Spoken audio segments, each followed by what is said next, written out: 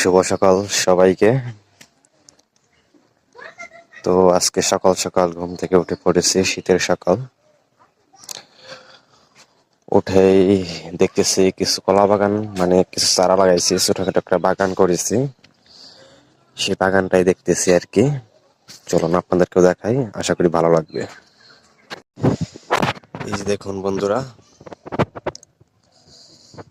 এই বাগানটি আমি লাগিয়েছি অন্তত প্রায় 3 মাস হয়। গাছগুলো লাগিয়েছিলাম, অত্যন্ত সুন্দর হয়েছে। বাগানের ভিতরে ঢুকে আপনাদের দেখাচ্ছি। আসলে যত্নে রতন মিলে, এরকম একটা কথা আছে। আসলে এগুলোকে আমি খুব ভালোভাবে যত্ন করেছি। তো গ্রোথ দেখেন, গ্রোথ অনেক ভালো। আশা করি কিছুদিনের মাঝে কলা আসবে।